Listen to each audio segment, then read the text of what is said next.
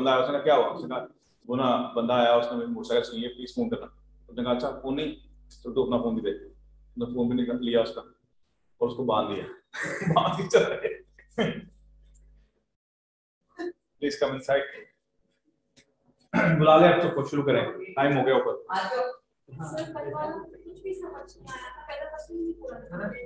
अभी बता। तो बेटे इसलिए कहा ऑनलाइन ना बैठा करो। ओके हाँ तो ऐसा है कि हम ना इसी पे रहेंगे, ये पढ़ते रहेंगे। वो दो शराबियों वाले से रिकॉर्डिंग करो उधर पीछे आकर चले रिकॉर्डिंग के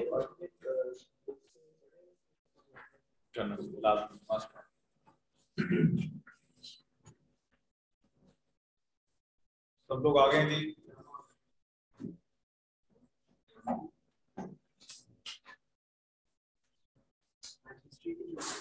केमिस्ट्री केमिस्ट्री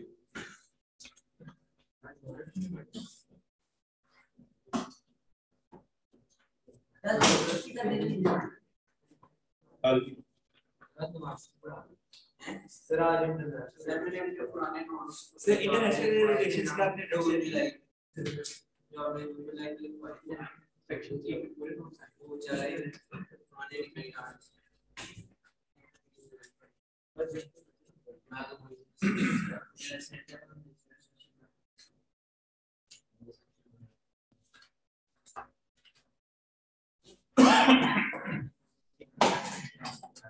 अच्छा जी लिखे जी। हमने क्वेश्चन कल कर रहे थे। अस्सलाम वालेकुम ऑनलाइन हज़रात, कैसे हैं आप लोग? ठीक है, लेट्स स्टार्ट। हम कर रहे थे सेक्शन वन में हम कर रहे थे क्वेश्चन 14 मार्क क्वेश्चन था एक। हुआ शिवाजी? अच्छा जी, अब जरा सुनते जाए। पहले हमने एक 14 मार्क क्वेश्चन कल डिस्कस कर रहे थे, मैं उसकी थोड़ी सी डिटेल में जाना चाहूंगा। सत्ती या अब्लूशन ऑफ सत्ती या introduction of western education was the most important reform of British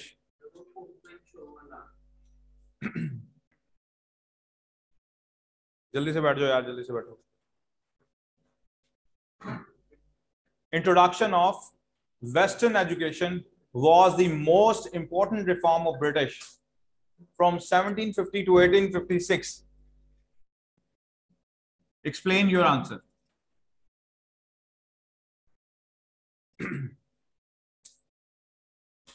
मैंने आपको बताया था कि इसमें 1750 से 1856 के बीच में सबसे पहली जो चीज ब्रिटिश ने, अगर उनकी पॉजिटिविटी की बात की जाए, तो उन्होंने क्या इंट्रोड्यूस करवाया था? सर क्वेश्चन रिपीट कर दें।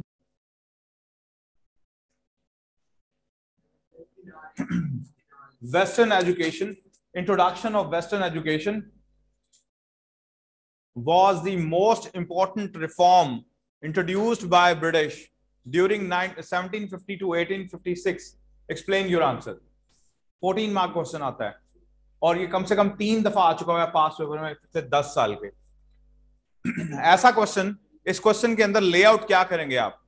पहली तो बात, yes no doubt, western education जो थी वो गर्म है। अच्छा, वेस्टर्न एजुकेशन का जो इंट्रोडक्शन था वो सबसे ज्यादा इंपॉर्टेंट था। ब्रिटिश का जो ग्लैमर था वो यही थी, वेस्टर्न एजुकेशन। फिर दे बैंड सत्ती, अक्सर लोग इसको सुत्ती पढ़ रहे होते हैं, सुत्ती is not the word, Satti, ठीक है। देन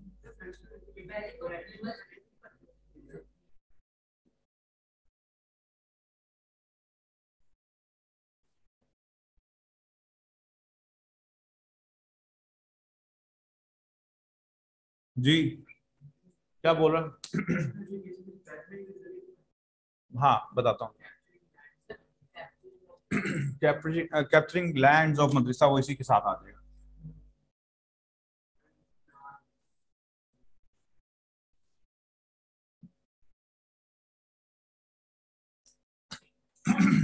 और फिर वेस्टर्नाइजेशन, जनरल वेस्टर्नाइजेशन की बात करेंगे। अब मैं ये आपको बताता हूँ ये क्या है। अच्छा जी, अब इस तरह के क्वेश्चन के अंदर ये लेआउट है, हम ये रीजंस को मेंशन करेंगे, ये रीजन है एक एक पैराग्राफ के अंदर लिखेंगे। सत्ती के बारे में मैं लिखवा चुका हूँ पहले 4 मार्क क्वेश्चन, नहीं लिखवाया? लिखे जी पहले सत्ती के बारे में लिखे। हाँ, एजुकेशनल रिफॉर्म है ना, western education basically educational reform है। हाँ तो वेस्टर्न एजुकेशन, एजुकेशनल रिफॉर्म कुछ भी आ सकता है। सत्ती लिखवाया हुआ है, ओके। ठग्स, ठग्स क्या था पहले समझ लें, फिर मैं आपको इसके बारे में आंसर भी लिखवाता हूँ।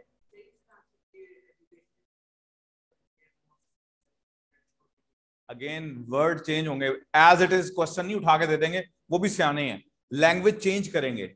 अगर लैंग्वेज है तो वही है ना, वेस्टर्न एजुकेशन का मतलब क्या है, एजुकेशनल रिफॉर्म्स, ठीक है।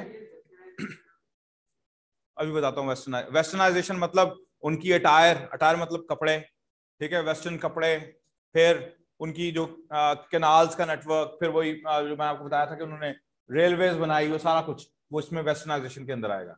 अब आप लोगों ने क्या समझना है, पहले समझें ठग्स क्या थे। इंडिया के अंदर it was considered a convention कि वहां एक नया कॉन्सेप्ट आ गया था, वो था ठग्स। ठग्स क्या करते थे, they used to rob the rich people and distribute this wealth to the commoners, and these thugs with the passage of time gained such an importance के उन लोगों को revered किया जाता था, worship किया जाता था, and they were given a religious status के ओहो ये तो बड़े नेक लोग हैं, ठीक है। तो इंडिया के अंदर इन ठग्स की बड़ी वैल्यू थी। so as soon as British took over they banned these thugs, उन्होंने इन ठग्स को बैन किया, उन्होंने कहा ये क्रिमिनल ही होते हैं, चाहे कितनी भी चोरी करें और चोरी करके किसी भी गरीब को खिला दें, है तो चोरी ना, सो इट इज बैंड। तो उन्होंने इसको बैन किया था, लिख लें इस पे question. Who were thugs of India, इसको आप इसके बारे में आपको मिलेगा नाइजल स्मिथ के अंदर। हाँ यार ये मुझे याद नहीं रहा, मुझे याद कौन कराएगा, आज कौन कराएगा? अच्छा आज मैं होम टाइम पे अभी जाने से पहले यहीं से ढूंढ के आपको कर दूंगा। Who were thugs? Robin hood, basically robin hood वाला ही कॉन्सेप्ट कॉपी हुआ था यहाँ पे। In India during 1750 till 1856, in India during 1750 till 1856, during 1750 till 1856 was a concept of thugs in Hindus, huh? जी, the concept of thugs in Hindu culture. These thugs used to rob, these thugs used to rob the well-off people of India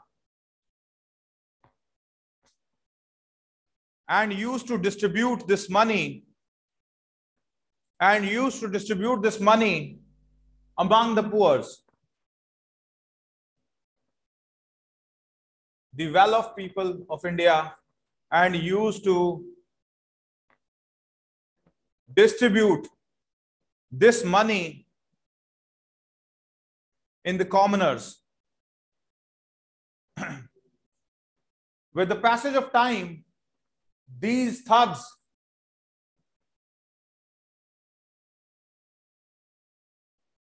gained the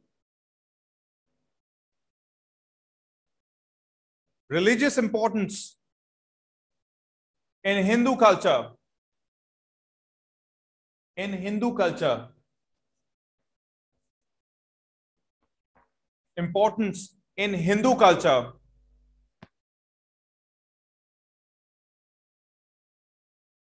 and the people started worshipping them. जी आपको पता ना, जैसे पता नहीं उसके लिए word क्या use करते हैं हिंदू, मुझे भूल गया लफ्ज वो, उतार। हर जो हिंदू होता है ना उसका एक महापुरुष होता है जिसको वो पूजता है, जैसे अमिताभ बच्चन, जैसे शाहरुख खान, यस ठीक है।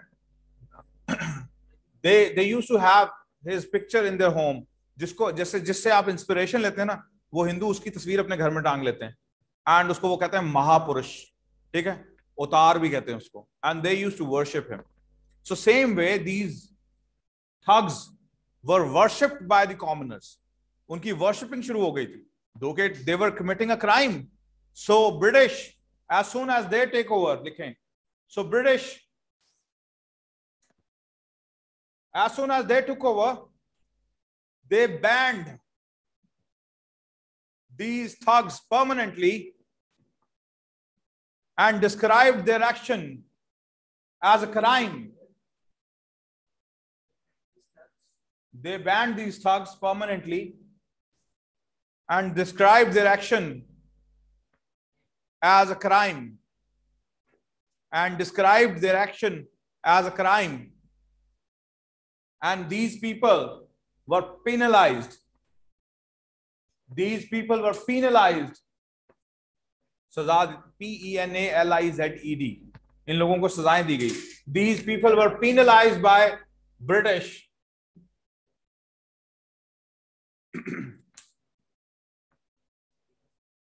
नहीं, Z होता. अच्छा, एक और बात बता दूं आपको.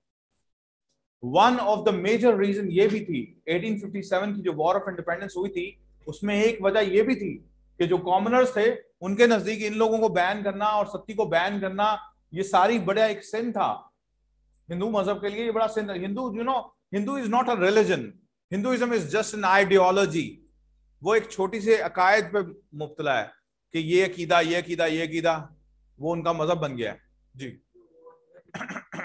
वो एक स्टोरी है ना, कृष्ण भगवान और वो सारे, उन्होंने इतनी शादियां की और ये कुछ किया. हाँ, एक एक करके बोलो ना. हक्स का सिस्टम, हाँ ये भी दो आते, ठीक कहते हैं. अच्छा जी, आगे चलते हैं.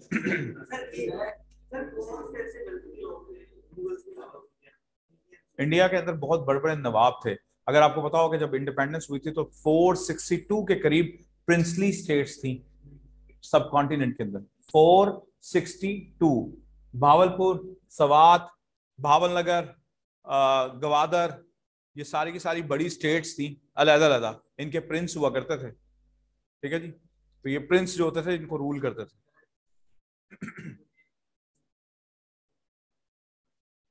मूर्तियां कहां गई? अभी मैं इसका जवाब नहीं दे सकता, सॉरी, मुझे ये पढ़ा लेना, चुप कर. बैनिंग ऑफ फीमेल इन्फेंटिसाइड, ये क्या थी? अब ये समझना है. इंडिया के अंदर, जैसे मैं आपको अभी थोड़ी देर पहले इस्लामिया में बता रहा था, इंडिया के अंदर एक कॉन्सेप्ट था कि आज भी प्रेवलेंट है इंडिया के अंदर.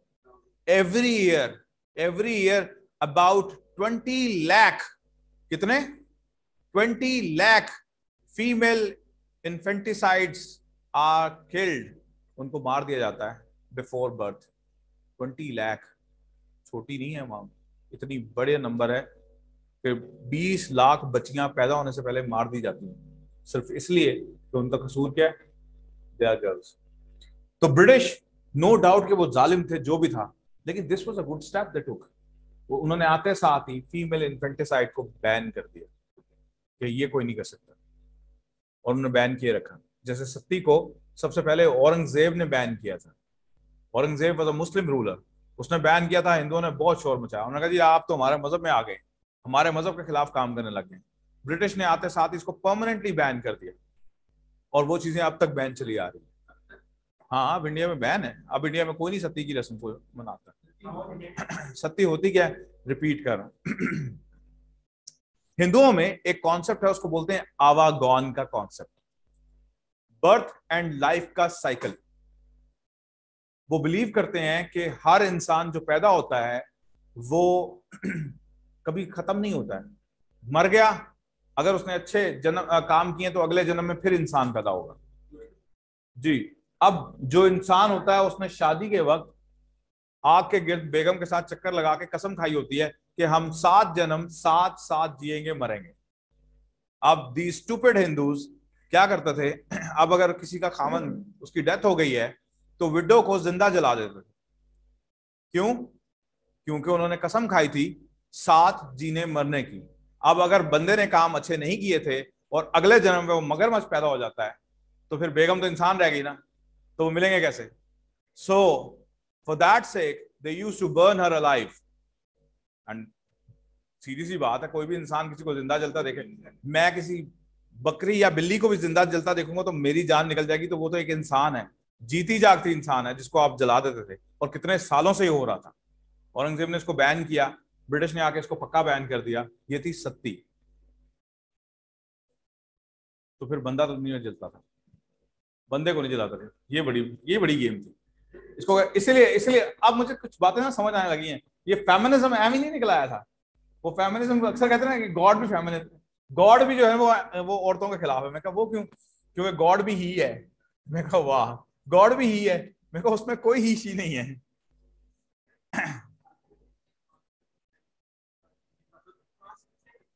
तो इसलिए तो वो कहते हैं गॉड इज अस्तगफिरुल्लाह। हाँ, वेस्टर्नाइजेशन पे बात करो बेटे आगे। अच्छा जी, वेस्टर्नाइजेशन क्या है? वेस्टर्नाइजेशन बेसिकली, जैसे मैंने आपको पहले बताया था, लास्ट टाइम हमने इस पे क्वेश्चन का आंसर भी किया था। वेस्टर्नाइजेशन मींस ब्रिटिश ने आकर अपनी जो हेजमनिक स्टाइल दिखाना था, दुनिया को बताना था कि we are superior in terms of knowledge, in terms of technology. And for that sake उन्होंने क्या किया इंडिया के अंदर? उन्होंने इंडिया के अंदर आके सबसे पहले रेलवेज बिल्ड की, फिर उन्होंने वहां पे टेलीग्राम सर्विसेज को लॉन्च किया। Telegram services were actually for them. वो क्या करती थी? बटन दबाते थे, एक जगह से दूसरे शहर में मैसेज चला जाता था। This was a magic for the Indians, but it suited them because उनको क्विक रिस्पॉन्स चाहिए था। इंडिया आज भी उस जमाने में क्या करता था? कबूतर के जरिए एक जगह से दूसरे शहर के अंदर मैसेज भेजता था, या कबूतर उड़ के जाता था। कबूतर को ट्रेन में बैठाते रहे, ट्रेन रुकती थी, आगे उतरता था, फिर उड़ाते थे। हाँ जी, पुराने जमाने में प्रिमिटिव टाइम में लोग कबूतर के जरिए, कबूतर अगर आपने आज भी देखा हो कि वो कबूतरबाज सारा दिन, जो कबूतरबाज होता है, कबूतरबाज के बारे में दो बातें मशहूर होती हैं। वो एक तो छत पे रहता है, दूसरा उसकी गर्दन ऐसी रहती है, वो सारा वक्त आसमान पे कबूतर ही देखता रहता है। और कबूतर बहुत ऊंचा फ्लाइट लेता है, बहुत ऊंची फ्लाइट लेता है। एंड कबूतर वन ऑफ दोज, एक शहद की मक्खी, एक कबूतर, ये दो ऐसे जानवर हैं परिंदे अल्लाह ने बनाए ये, कि ये अपना रास्ता भूलता नहीं। तो कबूतर को आप एक दफा ट्रेन कर देते थे ना, तो कबूतर उड़कर जाता था और उसी जगह पे लैंड करता था। बेटे 3-4 दफा उसको लेकर जाते थे वहां पे, फिर वहां से फिर उसको लेकर आते थे, ट्रेन करते थे ना। अब मुझे नहीं पता कि कैसे, मैं कबूतरबाज तो रहा नहीं इसलिए मुझे पता नहीं, लेकिन ट्रेनिंग उनको देते थे। आपको पता होगा पिछले दिनों इंडिया वालों ने कहा था कि जी कबूतर पकड़ लिया उन्होंने, पाकिस्तानी जासूस कबूतर, ठीक है। और इसमें रियलिटी भी होगी, इन्होंने भी कोई कबूतर ट्रेन किया होगा जिसको इंडिया भेजते होंगे, और वो जाकर किसी छत पे बैठता होगा और वो वहां से लेटर निकाल लेता होगा, कुछ ऐसा चक्कर तो होगा। एनीवेज, सो वेस्टर्नाइजेशन का मतलब ये था कि उन्होंने टेलीग्राफ और रेलवेज और एजुकेशन सिस्टम, इसके जरिए दे हुडविंक्ड द पीपल। इसके जरिए उन्होंने लोगों को, उनके दिमागों को कैप्चर किया कि भाई हम तो सुपीरियर हैं और तुम तो हो ही रस्टिक लोग, जाहिल लोग हो, और तुम लोगों को पता ही कुछ नहीं। और no doubt Indians were very backward, उनको तो पता ही नहीं था कुछ भी। और ब्रिटिश एक जबरदस्त जनरेशन थी, उन्होंने आते साथ ही वहां पे एक तहलका मचा दिया। तो ये वेस्टर्नाइजेशन थी। 14 मार्क के इस क्वेश्चन के अंदर आपको ये सारी हेडिंग्स लिखनी है डिटेल के अंदर। अगर आप इनका एक एक पैराग्राफ लिख लेते हैं 14 मार्क क्वेश्चन में, दैट्स ऑल। लिख सकते हो कि ये भी बना बनाया आपको आंसर देना पड़ेगा? हाउ मेनी ऑफ यू से कि ये आपको लिख लोगे? ऑनलाइन हजरात बोलें प्लीज। नहीं लिख सकते? लिख लोगे? किस बच्चों के डर से कह रहे हो? ओपनली बताना है भाई। वैसे मैं आपको फिर भी कल हेल्प आउट मटेरियल दे दूंगा इसका। कितनी? यार लाइनों का क्राइटेरिया कोई नहीं होता, सिर्फ और सिर्फ मैं आपको बता चुका हूं पहले भी, जैसे मैंने 14 मार्क क्वेश्चन के अंदर बताया था कि कम से कम कितने वर्ड्स होने चाहिए? 400 तक वर्ड आप लिख लें, दैट्स ऑल, दैट्स फाइन, ठीक है। अगर आप एक लाइन में 11 वर्ड्स लिखते हैं तो ठीक है, ये क्राइटेरिया है। और आपको 50 नहीं, एक पॉइंट नहीं भाई, आपको 15 मिनट्स के अंदर अपना 14 मार्क क्वेश्चन खत्म करना है। तो 15 मिनट्स के अंदर अगर आप लिख सकते हैं तो उतनी इंफॉर्मेशन को आपने लिखना है। इससे ज्यादा लिखेंगे तो आपका टाइम वेस्ट हो जाएगा। जी 10th में ऐसा कुछ नहीं होता, 1 hour 30 मिनट्स ही होते हैं। हाँ, कंक्लूजन क्या करेंगे? कंक्लूजन आप इसमें लिखेंगे कि उसने लिखा हुआ कि educational reforms were the most important. आप किसी एक को सपोर्ट कर दें, आपकी मर्जी, आप सत्ती की बैनिंग को कर दें, थग्स को कर दें, हमेशा थंब रूल ये है कि you always go with the examiner, you do not go against the examiner. अगर एग्जामिनर ने कहा educational reforms were the most important, yes you can go against him, आप लिख सकते हैं नहीं सत्ती ज्यादा इंपॉर्टेंट थी, लेकिन इस तरह एग्जामिनर आपके नंबर ज्यादा काटेगा, फिर वो आपको ज्यादा क्रिटिकल होकर देखेगा, फिर आपसे वो ज्यादा एक्सपेक्ट करेगा कि आप ज्यादा लिखेंगे उसके बारे में। तो बेहतर ये है कि आप उससे पंगा ना लें और you go with examiner the way he wants you to write down. अगर उसने लिखा है एजुकेशनल रिफॉर्म्स तो लिखें एजुकेशनल रिफॉर्म्स, पहले लिखेंगे ही आप वो, ठीक है, आप उसको इंपॉर्टेंस देंगे, इस तरह आप उसको नाराज नहीं करेंगे, ठीक है। तो एक रूल यही है, एग्जामिनर को कभी नाराज नहीं करते, बॉस इज ऑलवेज राइट। ये क्वेश्चन हो गया, समझ आ गई सबको, क्लियर हो गया।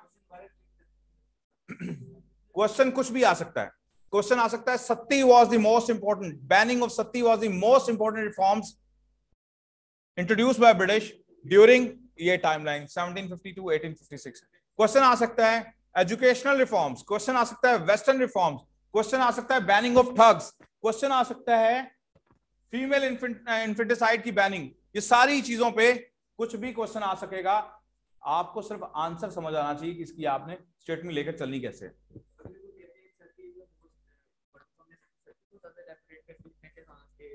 वो कहते हैं सारी रात रोते रहे, सुबह पता लगा मरा ही कोई नहीं। अभी मैंने बताया है, हाँ जी यही बताया है कि जी सत्ती को ही आप लिखेंगे, अगर सत्ती का बारे में उसने कहा है तो आप सत्ती को इंपॉर्टेंस बनाएंगे।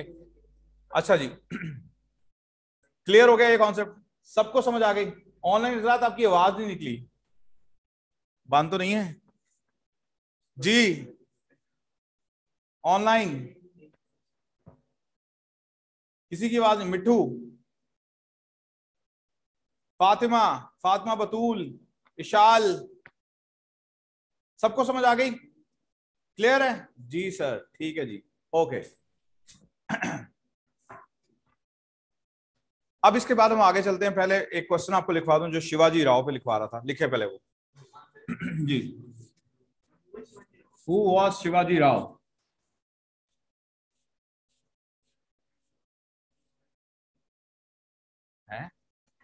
एंग्लो मैसूर वॉर्स कौन सी थी? बताया था टीपू सुल्तान, बैटल ऑफ श्रृंगापट्टम, कल किया क्वेश्चन, अभी कल पूरा नहीं हुआ।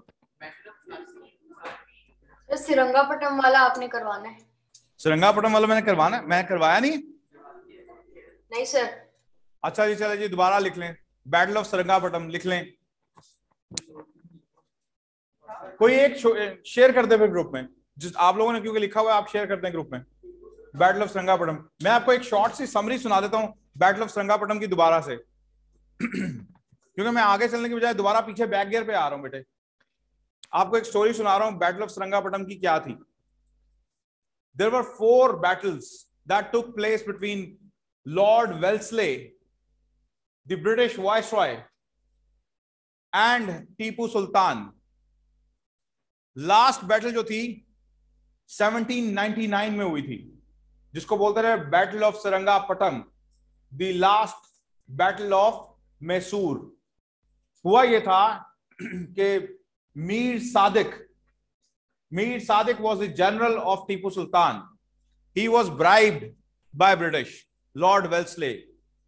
उसको यूज करते हुए they weakened him to such an extent, क्योंकि उससे पहले जितनी भी वॉर्स हुई थी, इन वॉर्स के दौरान में टीपू सुल्तान का काफी बड़ा नंबर जो था वो वेस्ट हो चुका था, लोगों का, आर्मी का। सो इन द एंड ये जो वॉर थी, इस वॉर में फाइनली डिसाइसिव हो गया था। Napoleon Bonaparte, the French fighter, heard about him? Napoleon Bonaparte. He was going to come to help him, but unfortunately उसकी वहां डेथ हो गई थी। उसकी वहां डेथ हो गई थी, उसकी वजह से वो इसको हेल्प करने नहीं आ सका टीपू सुल्तान को। Otherwise Tipu Sultan was a thorn in the throat of British. जो साउथ की स्टेट थी वहां उसने उनको टफ टाइम दिया हुआ था, और ब्रिटिश ने सबके साथ सब्सिडरी अलायंसेस साइन कर ली थी। उन्होंने निजाम ऑफ दक्कन को भी अपने साथ मिला लिया था, मराठन्स को भी अपने साथ मिला लिया था, but he was the one जो अभी भी स्टेडफास्ट था और वो डटा हुआ था और वो ब्रिटिश को टफ टाइम दिए जा रहा था। So this was a time जब उनको जरूरत थी कि अब इसको किसी तरह डिफीट करें। उन्होंने उसके खिलाफ प्रोपेगेंडा शुरू कर दिया, उसके लिए उसकी इमोरल हरकतों के बारे में बात करना शुरू कर दी। बट इवन देन वो डिमोरलाइज नहीं हुआ, he kept on fighting against them. और फिर जो लास्ट बैटल हुई उसमें उसका जो जनरल मिल गया, उसकी वजह से क्या हुआ, all of a sudden battle of Seringapatam में वो हार गया। और फिर वो जब गिरा हुआ था तो एक ब्रिटिश जनरल आके खड़ा हुआ उसके ऊपर, और उसने उसके सर के ऊपर पांव रखा और अपनी उसने तलवार लहराई। उसने कहा now the victory is ours. और टीपू सुल्तान खड़ा हुआ, उसने उठते साथ उसकी गर्दन उड़ा दी और वो फिर गिर गए। और फिर पूरा दिन कहते हैं टीपू सुल्तान की पूरा दिन हिस्ट्री में तो ये है कि पूरा दिन उसके पास कोई नहीं आया। और फिर को 5-6 दिनों के बाद उन्होंने लोकल इंडियंस को भेजा कि जाओ पहचानो इसमें से टीपू कौन है। उन्होंने कहा ये है टीपू। उन्होंने कहा फारिग है नहीं? उन्होंने कहा। फिर वो आए फोर्ट के अंदर, वरना वो आ ही नहीं रहे थे। पूछे देखो टीपू सुल्तान के बारे में अक्सर आपने सुना होगा, वो कहता था गीदड़ की 100 साल जिंदगी शेर की एक जिंदगी का मुकाबला नहीं कर सकती। वही कह रहा हूँ, शेर की एक दिन की जिंदगी जो है गीदड़ की 100 साल जिंदगी से बेहतर होती है। तो वो मुसलमान तो जो भी हो, और जो रियल में मुसलमान होगा वो ऐसा ही टेरराइजिंग होगा। मैंने आपको शायद पहले भी नबी की हदीस सुनाई थी कि ये जो टेरर है ना, टेरर ये मुसलमान के बस की बात नहीं है। वरना वो अफगानी जो अफगानिस्तान में बैठे हैं, जो इतनी रगेड टेरेन है जहां पे कुछ नहीं मिलता, जहां पानी भी 3-3 मील से लाना पड़ता है, वहां 48 countries NATO 48 countries including America, उन्होंने दुनिया का हर बम वहां ट्राई किया था, लेकिन घुटने टेक के माफी मांग के वो निकले तालिबान से। ठीक है, क्या था उनके पास? कुछ भी नहीं। उनके पास एक हुलेल होती थी जिससे वो उनका 2 करोड़ का जहाज गिरा देते थे। ठीक है, वो सीधा निशाना लेता था, पायलट की सीधा आंख में लगता था, टक करके, और धम जहाज नीचे आ जाता। हाँ जी, हुलेल से। हाँ ठीक है, तो पठान है। तो अल्लाह जिसको सकत देता है और उसको हिम्मत देता है, उसका टेरर बिठा देता है। तो टेरर, ये जो मुसलमान का टेरर है ना, यही बड़ी चीज है। एवं तो नहीं मुसलमानों को टेररिस्ट कहते, मुसलमान है टेररिस्ट क्योंकि वो टेरर डालने आए हैं दुनिया में। हाँ अच्छा जी, वापस आते हैं क्वेश्चन की तरफ। Who was Shivaji Rao? Shivaji Rao was a Maratha leader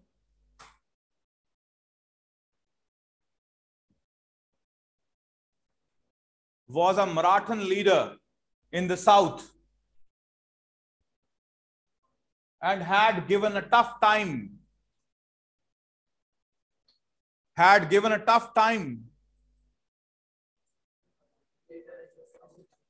जी। बल्कि मैंने तो ये दिया हुआ यार, ये देखो एम में लिखवाए जा रहा हूँ, ये देखो हैंड आउट पड़े हुए हैं, ये बांट आगे क्वेश्चन करवाता हूँ दूसरा, ये लिखा हुआ पड़ा हुआ है। अच्छा लिख लो, बांट जल्दी बांट दें, ये लिखा हुआ है इसमें। अगर आपने नहीं लिखना तो ये पड़ा हुआ है आपके पास। Given a tough time to Aurangzeb and his successors, पकड़ा भी गया था 1655 में। हाँ उसी चैप्टर में आता है, लेकिन शिवाजी राव बेसिकली हमने ब्रिटिश में पढ़ना है ना, क्योंकि मैं आपको बेसिकली मराठन्स के बारे में बताना चाह रहा हूँ। हम मराठन्स की बात करेंगे। And his successors, he got captured in 1655। आ गया ना, मैं बताया था, लिखा हुआ उसमें। एम ही जरूर टाइम जाया करवा रहे हो, लिखवाते हैं। हाँ भी कौन चाहता है कि मैं लिखवा दूं? लिखो, इससे 3 लोग ही लिख। सर लिखवा दे, हमारे पास तो नहीं पहुंचे अभी हैंडआउट। आपके पास नहीं पहुंचे? लिखो। In 1655 he was captured by Aurangzeb. 1655 he was captured by Aurangzeb. But lucky he that he escaped.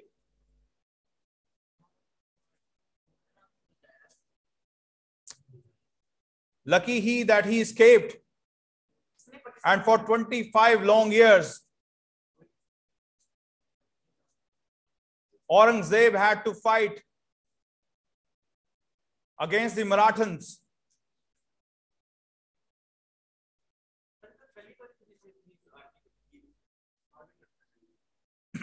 हाँ, इसको मारा नहीं था, इसकी नेचुरल डेथ हुई थी। और इसके साथ लॉर्ड वेल्सले ने 1803 के अंदर एक ट्रीटी साइन की थी, सब्सिडरी अलायंस इनके साथ साइन हो गई थी। मराठन्स ने भी सरेंडर कर लिया था 1803 में। ये तो चला गया था ना, ये तो खत्म हो गया था। इसके बाद 1803, ये तो मराठन्स तो चलते रहे ना, मराठन्स थोड़ी खत्म हुए। मराठन्स बेसिकली राजपूत थे और ये इतने खतरनाक थे कि शिवाजी राव जब एस्केप किया वहां से, तो बाजीपुर जगह थी दक्कन में, जब ये एस्केप किया तो वहां पे जो औरंगजेब का जो गवर्नर था, उसको औरंगजेब ने ऑर्डर दिया कि इसको पकड़ो। तो जहां उसने अपना कैंप किया हुआ था ना, ओवरनाइट उस पर शिवाजी राव ने अटैक किया।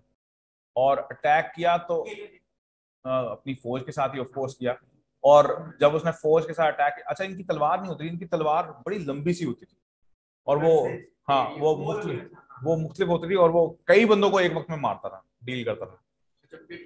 हाँ, विप टाइप थी। तो वो बस ऐसे लाके ऐसे फेंकते थे और 2-3 गर्दनें ऐसे उड़ जाती थी, ठीक है।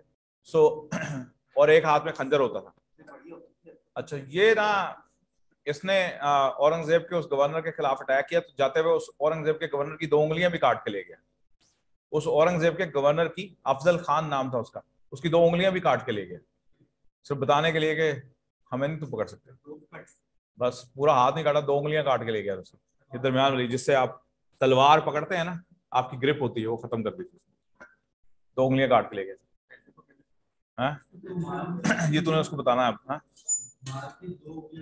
जिंदा 2 उंगलियां काट के ले गया था, सिर्फ बताने के लिए। हाँ, ये जिंदा ही रहा था। औरंगजेब ने उसको मुर्गा बना के कुटा था बाद में।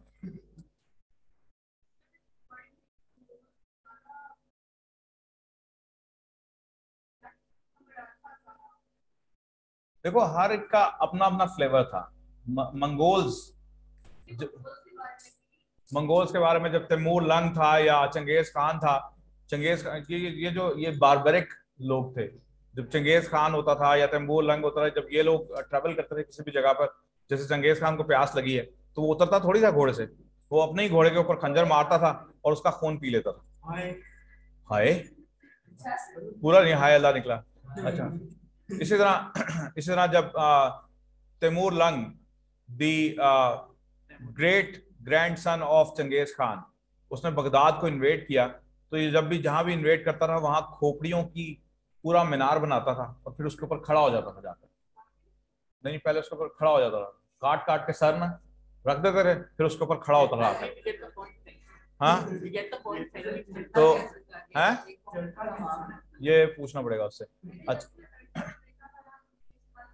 अर्तुगरुल में तो कुछ भी नहीं दिखाया, अर्तुगरुल में कुछ नहीं दिखाया। देवर वेरी बार्बरिक, ठीक है। मतलब अगर कोई इनको मुसलमान लीडर ने पकड़ लिया ना, तो उसकी सजा क्या होती थी, पता क्या होती थी? 2 घोड़े ऑपोजिट डायरेक्शन में भगाते थे, टांगे मान देते थे बंदे की उसके साथ, बस ये सजा होती थी। जी, मर्द। जी, मराठन और जट ये वही है। हाँ, अच्छा, फिर जनाब अगेन जो तैमूर लंग था ना, मैं आपको एक किस्सा सुनाने लगा था। तैमूर लंग ने एक दफा बगदाद में जब अटैक किया तो उसने सारे लोगों को इकट्ठा कर लिया वहां पे। और इनकी ये जो मंगोल्स है ना, इनकी एक आदत थी, ये क्या करते थे, वहां के सारे जवान मार देते थे। जिस कॉलोनी पे अटैक करते थे वहां के सारे जवान मार देते थे, बाबों और बच्चों को अपने साथ स्लेव बनाकर ले जाते थे और औरतों को बेच देते थे। वही ना, स्लेव बनाकर ले जाते थे ना अपने साथ, और औरतों को बेच देते थे। जी, और अफगानिस्तान में ऐसे करते हैं, स्टूपिड, ऐसा नहीं करते। हाँ, स्लेवरी इस्लाम में हलाल थी, अब नहीं है, क्योंकि जो, अब मैं इस्लाम में दफा करो। अभी क्वेश्चन पे आते हैं, दफा करो, इसको बाद में पढ़ेंगे। हाँ, had to fight the Marathas, ठीक है जी। क्या पूरी लाइन बोले, रिपीट करें। Fight against Marathas. these Marathas were thorn in the throat of not only Mughals but the British as well.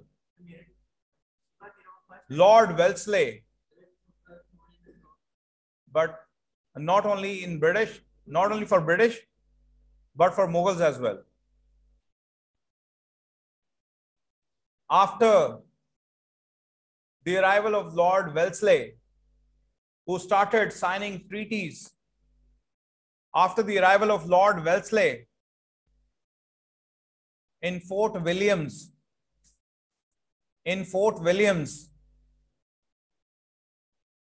he signed a treaty. Fort Williams. He signed a treaty with Marathans in 1803.